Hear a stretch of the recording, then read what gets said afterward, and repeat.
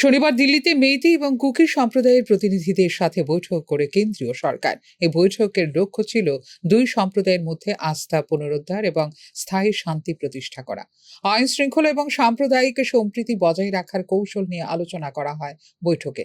মেইতি সম্প্রদায়ের পক্ষ থেকে all Manipur united clubs organisation এবং ফেডারেশন অফ সিভিল সোসাইটি অর্গানাইজেশনের 6 জন প্রতিনিধি অংশগ্রহণ করেন, যেখানে অপরদিকে কুকি সম্প্রদায়ের অংশগ্রহণ করেন 9 জন প্রতিনিধি।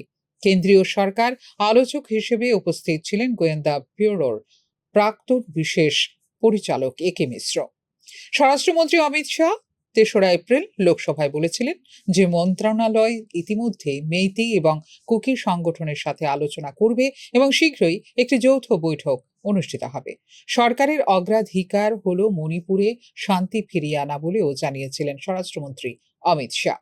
2023 সালের মে মাসে মেইতি সম্প্রদায়কে উপজাতি মর্যাদা দেওয়ার বিরুদ্ধে একটি উপজাতীয় সংহতি মিছিলের পর শুরু হয় সহিংসতা। এখন পর্যন্ত 250 জনেরও বেশি মানুষ প্রাণ হারিয়েছেন এই সহিংসতায়। 50,000-এরও বেশি মানুষ হয়েছেন বাস্তুচ্যুত।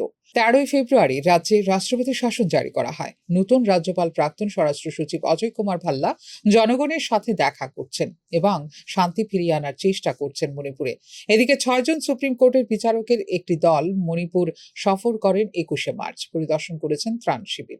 দলে ছিলেন বিচারপতি কোটেশ্বর সিং, বিচারপতি বি.আর. গাভাই, বিচারপতি সূর্যকান্ত, বিচারপতি বিক্রমনাথ, বিচারপতি এম সুন্দরেশ, বিচারপতি কে.ভি. বিশ্বনাথন। বিচারকদের পরিদর্শনের পর আশা করা হয়েছিল যে ত্রাণ শিবিরে বসবাসকারী বাস্তুচ্যুত মানুষের জীবন সহজ হয়ে উঠবে, কিন্তু পরিদর্শনের 15 দিন পরেও ত্রাণ শিবিরগুলোর অবস্থার কোনো পরিবর্তন হয়নি বলে রিপোর্ট করেছে জাতীয় সংবাদ মাধ্যমগুলো। সফরকালে সাংবিধানিক উপায়ে সমস্ত সমস্যা সমাধানের কথা বলেছিলেন সুপ্রিম কোর্টের বিচারপতি বি.আর. গাভাই।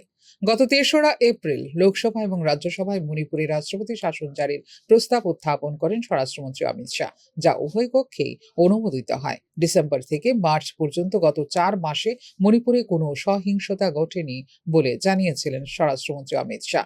ত্রাণ শিবিরগুলিতে খাদ্য, ওষুধ এবং চিকিৎসার সুবিধা নিশ্চিত করা হয়েছে বলেও জানিয়েছিলেন তিনি।